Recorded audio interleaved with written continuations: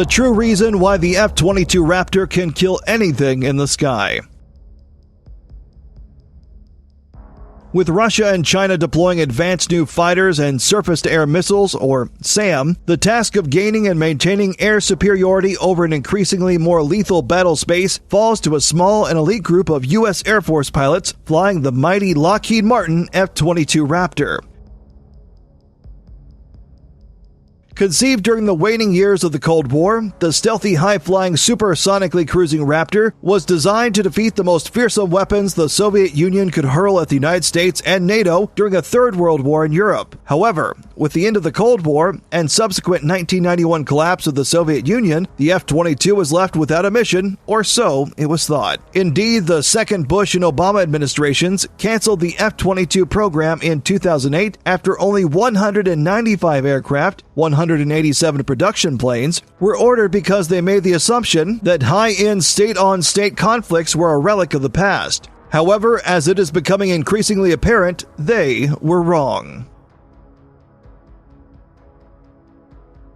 Why America needs the F-22 Raptor now more than ever. Now, with voices on the left and right clamoring for action in Syria, where the Kremlin is propping up its longtime ally, the Assad regime, the Pentagon finds that it has to rely on its tiny fleet of the 186 F-22 Raptors if the call comes to establish a no-fly zone or a safe zone in the war-torn nation. The Raptor is the only operational combat aircraft that the United States operates that Washington can rely on to take on and defeat advanced air defenses such as the Pantsir S-1, S-300V4, and S-400 that Moscow has dispatched to Syria. Moreover, it is the only aircraft in the U.S. Air Force inventory that possesses a huge performance overmatch against late-generation Russian fighters such as the Su-30SM Flanker H and Su-35S Flanker E, both of which the Kremlin has deployed to the region. Our role is to kick down the door. First Fighter Wing Commander Colonel Pete Fessler, a veteran F-22 Raptor pilot, told me during a visit to Langley Air Force Base in Virginia. We are, without a doubt, on the leading edge of whatever force you're going to send because we have an airplane that has a capability that no one else has. But while it is important to have the right tools, more important is the human dimension. Pilots and maintainers must be trained and ready to defeat the highest-end threats if they are to be sent into combat. The Raptor pilots, while they are a critical component, are still just one part of a team. Nothing is going to happen unless the maintainers can get the airplanes running. The low observable maintainers can keep the skin healthy, the munitions guys can build the bombs and the missiles, and the weapons loaders can get them on the airplane, the air traffic controllers can launch them, then intel folks can prep the pilots for the mission they're going to do. All these things have to come together, and if they get out of sync, none of it works. The ultimate insurance policy. In many ways, the Raptor is the U.S. Air Force's insurance policy. While the rest of the Air Force has been preparing for and fighting low-intensity warfare scenarios, as an elite vanguard force, the Raptor fleet has focused almost exclusively on defeating the highest-end threats. We've been focused on the high-end threat all along, Fessler said. In fact, the departure from standard for us is the times we go over to Operation Inherent Resolve, the counter-ISIS campaign, and do the close air support type missions over there. Low-intensity conflict is not our bread and butter. Even since the earliest days when the Raptor entered operational testing in 2002, the F-22 has performed incredibly well in simulated combat, amassing lopsided victories in the air. Even when flying against the most challenging simulated threats, advanced Russian fighters such as the Su-35 and S-300V4 and S-400, it is exceedingly rare for an F-22 to be shot down. Losses in the F-22 are a rarity regardless of the threat we're training against, Fessler said.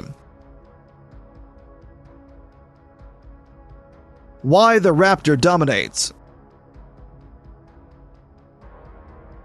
Indeed, one of the problems for the F-22 is to generate enough targets and a tough enough threat so that pilots get some useful training. Another problem is that the jet is so capable in terms of its sheer speed, acceleration, stealth, sensors, and maneuverability, it actually compensates for tactical errors. It makes up for a lot of shortcomings in the pilot side. You can have a really bad day, and an airplane will still do phenomenally well, said one senior F-22 pilot who goes by the call sign Crash. Just because you win the fight doesn't mean you did well. Just because you lost doesn't mean you screwed up. We build scenarios to track that. So there are times when guys will die in training when they did everything right, and there's other times dudes are screwing up left and right and they're completely successful. But in this airplane, it is much easier to survive. Because the jet is so capable and the pilots are the elite of the elite, the Red Air has to effectively overwhelm the Raptors with sheer numbers. Indeed, Crash described one scenario where 4 F-22s took on 10 4th-gen enemy aircraft, similar to a Su-35, simultaneously, and which regenerate or come back to life. A little bit more than your typical 4th gen, Crash said. We're not training against things that are not operational yet. We're fighting against the most advanced operational threats we can. Typically, the blue F-22s will slaughter the enemy from long range. Indeed, as Fessler notes, if an enemy aircraft has survived to enter the merge or visual range combat and finds a Raptor, something has gone terribly wrong. That usually leads to an intensive debrief to understand what went wrong. Indeed, all the pilots I spoke to unanimously agreed that the debrief is the most important part of a training sort. Nonetheless, F-22 pilots train extensively for a visual range fight. We usually train full up versus full up, Crash said. We assume that a Western-trained F-22 is going to be the most challenging threat we're going to go against. A big upgrade and something needed. One recent addition to the Raptors at Langley is the new Block 3.2a Update 5 software. At long last, the new upgrade adds the Raytheon AIM 9X Sidewinder high-off boresight missile, something long coveted by the F-22 community.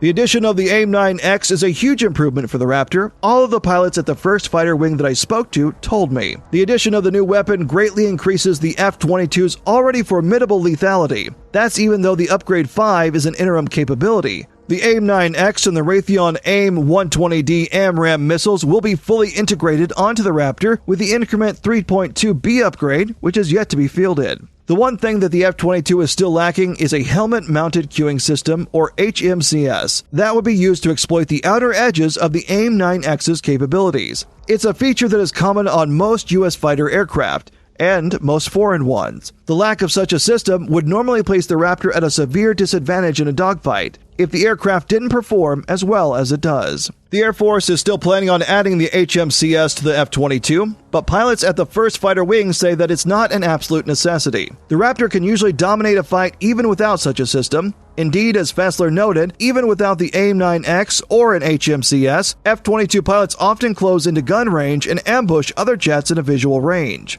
I can sneak up on a guy, Fessler said. In the F-22, I convert on guys and they never even see you there. You roll up right behind them and go, why waste a missile when you have a gun?